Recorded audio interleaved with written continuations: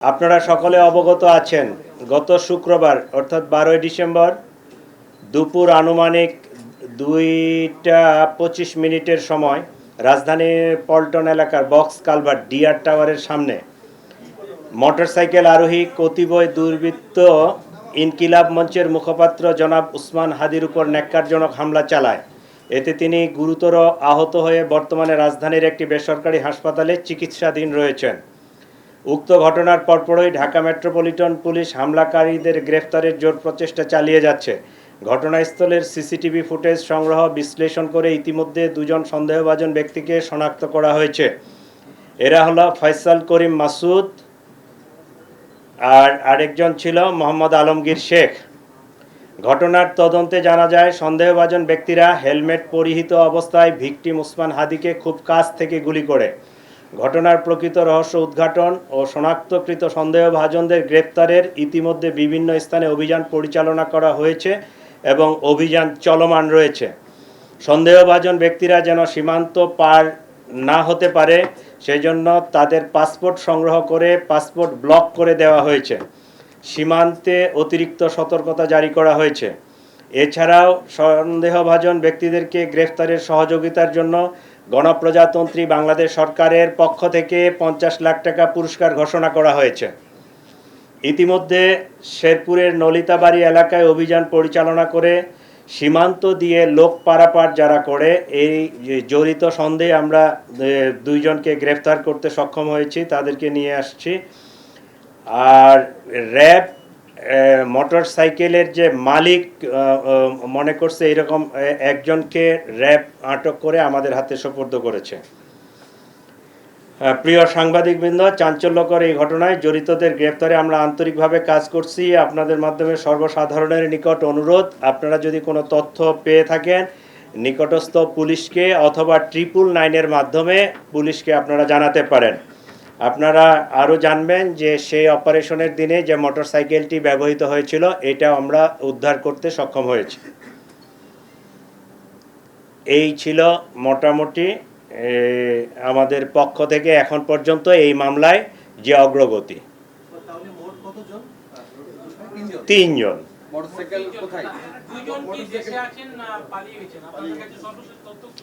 আমাদের immigration database check করে এখন পর্যন্ত তাদের পালিয়ে যাওয়ার কোনো তথ্য পাওয়া যায়নি।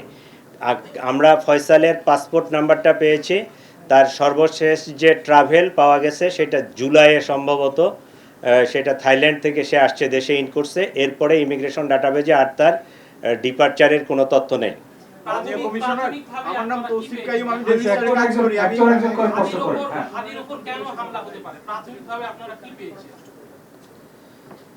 আমাদের কাছে যেটা মনে হচ্ছে সেটা হচ্ছে, আপনারা তো জানেন যে হাদি হচ্ছে ইনকিলাব মঞ্চের অন্যতম একজন সংগঠক। তো এইটার যারা রাইভাল, যারা এটাকে পছন্দ করে নাই, যারা এটার প্রতিপক্ষ, তারাই তাকে টার্গেটেড একটা কিলিং করার জন্য এই হামলাটা করেছে। এই ঘটনায় কোনো মামলা হয়নি এখনো? আমরা বাদী পক্ষের সাথে 2 দিন ধরে খুব জোর প্রচেষ্টা চালাচ্ছি যে তাদেরকে দিয়ে মামলাটা করলে অনেক ভালো হতো। কারণ পুলিশ বাদী না হয়ে তাদের যেহেতু তার ভাই আছে, তার নিকটাত্মীয় যারা আছে তাদেরকে দিয়ে তারা ওই আসতে পারতেছে না, আসলে তারা রুগী নিয়ে ব্যস্ত। তো জিনিসটা সুন্দরভাবে জিডি করা আছে, আমরা অলরেডি এফআইআর ড্রাফটও করছি। আজকে আমরা সিদ্ধান্ত নিচ্ছি যে তারা যদি নাই আসে সেক্ষেত্রে আমরা ট্রাই করব যে এফআইআরটা নিয়ে ওই হাসপাতাল থেকে তাদেরকে সিগনেচার করে নিয়ে আসা যায় কিনা। যদি সিগনেচার তারা করে দিল, না হলে আমরা পুলিশ বাদী হয়ে মামলাটা রেকর্ড করে ফেলবো। আমার নাম তৌসিফ কাইয়ুম, আমি ডেইলি স্টারে কাজ করি। আপনি বলছিলেন যে আসামিরা সন্দেহভাজন আসামিরা হচ্ছে দেশের বাইরে চলে গেছে, এরকম তথ্য নাই, যেহেতু আপনার পাসপোর্ট আপনারা ব্লক করে রাখছেন, কিন্তু অন্য সাইড দিয়ে চোরাই পথে চলে গেছে। সোশ্যাল মিডিয়াতে এই ধরনের অনেক তথ্য আসছে, আপনারা এটা খেয়াল করছেন কিনা বা আপনাদের কাছে এই ধরনের কোনো তথ্য আছে কিনা? সে গুয়াহাটিতে চলে গেছে এর একটা তথ্য ফেসবুকে আমরা দেখতে পাচ্ছি, বিষয়টা কি আপনারা কি বলবেন? আন্তর্জাতিক সাংবাদিক জুলকার নাইন তার সবার প্রশ্ন একই, যে চলে গেছে কিনা। আমি একজন দায়িত্বশীল কর্মকর্তা বাংলাদেশ গভর্নমেন্টের, আমি যখন একটা তথ্য দিব সেটা অথেন্টিক না হলে এই তথ্যটা আমি বলতে পারি না, ঠিক আছে? আপনাদের মতো আমিও এটা ফেসবুক সহ বিভিন্ন সোশ্যাল মিডিয়ায় দেখেছি। আমরা বিজিবিকে সতর্ক করেছি যে সীমান্ত দিয়ে যেন এরকম পারাপার না হয়ে যেতে পারে। আপনারা জানেন যে ইমিগ্রেশনের বাহিরেও আমাদের যেহেতু ইন্ডিয়ার সাথে স্থল সীমান্ত অনেকগুলো আছে, তো ওই যেতে পারে। তো এইরকম আমাদের কাছে তথ্য আসে নাই, বিজিবি সতর্ক আছে এবং আমাদের সকল ইমিগ্রেশন চেকপোস্টে তার ইয়াটা ব্লক করা আছে, পাসপোর্টটা। তো আমরা এইরকম কোনো তথ্য পাইনি, আমরা নিশ্চিত না। এইটাও কিন্তু প্রশ্নটা একই হলো, সে দেশে থাকলে আমার যদি নলেজে থাকতো আমি তো তারে ক্যাচ করব, বাট আমরা ট্রাই করতেছি। সে বিদেশে যেমন পালাইছে কিনা এই তথ্যটা আমাদের কাছে নিশ্চিত না, তাহলে আমরা ধরে নিব যে দেশে আছে। We are trying to nap. একটু জানতে চাই, আপনারা তিনজনকে ধরছেন, এর মধ্যে একজন হচ্ছে বাইকের মালিক, আর অন্য দুইজনের সম্পৃক্ততা কি পেয়েছেন বা তাদেরকে কেন আটক করা হলো? এদেরকে আটক করা হলো আমাদের কাছে যেটুকু তথ্য, যে এরা ওই অপথে বলতে ইমিগ্রেশন চ্যানেলের না, ইমিগ্রেশন চ্যানেলের বাহিরে চোরাই পথে মানব পাচার করে থাকে, সীমান্ত পারাপার করে থাকে। তো তাদের কাছে এই ধরনের কোনো তথ্য আছে কি না আমরা এই কারণে তাদেরকে নিয়ে আসতেছি। তাদের সাথে জিজ্ঞাসাবাদ করে কথাবার্তা বলে আমরা কোনো তথ্য পাইলে এটা পরবর্তীতে আপনাদেরকে জানাবো। আচ্ছা, আমাদের আপনারা জানেন যে এই গভর্নমেন্ট একটা অপারেশন করছিল, অপারেশন ডেভিল হান্ট। আমরা পার্টিকুলার কোনো দলের কথা না বলে আমরা যারা মিসক্রিয়েন্ট, যারা দুষ্কৃতিকারী, তাদের অ্যারেস্টের ব্যাপারে এর আগে একটা অপারেশন চলছিল।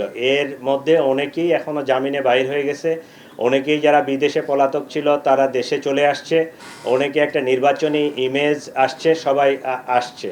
তো এইটার জন্য আমাদের গতকাল থেকে অপারেশন ডেভিল হান্ট 2 এইটা একটা অপারেশন গতকাল থেকে চালু হয়েছে, ঠিক আছে? এইটা আমরা এই অপারেশনটা শুধু ঢাকা না, পুরা বাংলাদেশে এই অপারেশনটা জোরদার করা হচ্ছে। যারা মিসক্রিয়েন্ট, যারা দুষ্কৃতিকারী, যারা খারাপ কিছু করতে পারে বা নির্বাচনের সময় কেওয়াজ সৃষ্টি করতে পারে, এইরকম লোকজনকে আমরা আবার আইনের আওতায় আনার জন্য জোর প্রচেষ্টা, এবং বাংলাদেশ গভর্নমেন্টের পক্ষ থেকে এই অপারেশন কালকে থেকে লঞ্চ করা হয়েছে, গতকালকে থেকে। একটু জানতে চাই যে এই ঘটনায় আরো এই গোয়েন্দা নজরদারি, আপনাদের তো গোয়েন্দা নজরদারি রয়েছে, বারবার এমন ঘটনা ঘটছে, পাশাপাশি যারা প্রার্থী রয়েছে তারাও সংখ্যা প্রকাশ করছেন, রাজনৈতিক দলগুলো সংখ্যা প্রকাশ করছে, এরকম মামলা আরো হতে পারে। তাদের নিরাপত্তার বিষয়ে আপনারা কি করছেন এবং এই সমস্ত তথ্য আপনাদের কাছে আছে কিনা? আমাদের পক্ষ থেকে আমরা সর্বোচ্চ চেষ্টা করতেছি আপনাদেরকে নিরাপদ রাখতে, কিন্তু আপনাদেরও একটা নাগরিক দায়িত্ব আছে সকলেরই। আপনার বাড়ির আশেপাশে, আপনার এলাকায় কোনো যদি মিসক্রিয়েন্ট থাকে, কোনো সন্ত্রাসী থাকে, কোনো অস্ত্রধারী থাকে, কোনো মাদক ব্যবসায়ী থাকে, কোনো চোরা কারবারি থাকে, তো একজন সচেতন নাগরিক হিসাবে আপনারও এটা দায়িত্ব পুলিশকে জানানো, পুলিশকে ইনফর্ম করা। আমি আশা করি আপনাদের মাধ্যমে ঢাকাবাসী, পুরা দেশবাসীকে রিকোয়েস্ট করতেছি, বাংলাদেশ গভর্নমেন্টের পক্ষ থেকে তো একটা পুরস্কার ঘোষণা করা হয়েছেই এদেরকে ধরার বিষয়ে, এর বাহিরেও কোনো অস্ত্রধারী বা এরকম কোনো মিসক্রিয়েন্ট লোক যদি থাকে আপনারা আমাদেরকে তথ্য দিবেন, আপনাদের পরিচয় সম্পূর্ণরূপে গোপন রাখা হবে। আমরা এদেরকে ধরতে চাই, এদেরকে আইনের আওতায় আনতে চাই, আপনাদের সহযোগিতা কামনা করি। আচ্ছা, ওই যে কালকে ভিপি নূর একটা বক্তব্য দিছে, কালকে না পরশুদিন, ইয়াতে ওই রিভার কেয়ারের সামনে, হ্যাঁ পরশুদিন, ওনার বক্তব্যটা আমার খুবই পছন্দ হয়েছে। আই স্যালিউট হিম। সে একজন নেতা হিসাবে বক্তব্যটা দিছে যে এখন জুলাই যোদ্ধা এক হাদি না, হাজারো লক্ষ জুলাই যোদ্ধা আছে। এই লক্ষ জুলাই যোদ্ধার ইন্ডিভিজুয়াল সিকিউরিটি নিশ্চিত করা প্রায় অসম্ভব, তবে সার্বিক সিচুয়েশনটাকে আমার সিকিউর করতে হবে, রাষ্ট্রকে সিকিউর করতে হবে, রাজধানীকে সিকিউর করতে হবে। আমরা এটা কাজ করতেছি, এবং যাদের এইরকম, যারা হাই প্রোফাইল, যাদের স্পেসিফিক এই ধরনের সিকিউরিটি থ্রেট আছে, তাদেরটা নিয়ে আমরা অ্যানালাইসিস করতেছি। তাদেরকে আমরা খুব কাছাকাছি তাদের সাথে কোনো সিকিউরিটি অ্যারেঞ্জমেন্ট করা যায় কি না, এটা অলরেডি আমরা প্রক্রিয়া চলতেছে। যাদেরকে আমরা ওইরকম খুব হাই থ্রেট মনে করতেছি তাদেরকে আমরা পার্সোনাল সিকিউরিটি দিব, আর ইন্ডিভিজুয়ালি এইভাবে সিকিউরিটি দেওয়া যাবে না। এটা ওভারঅল সিকিউরিটির সিস্টেমটাকে ডেভেলপ করে আমরা এই সিকিউরিটিটাকে আরও ইনহ্যান্স করার চেষ্টা করতেছি। সকলকে ধন্যবাদ।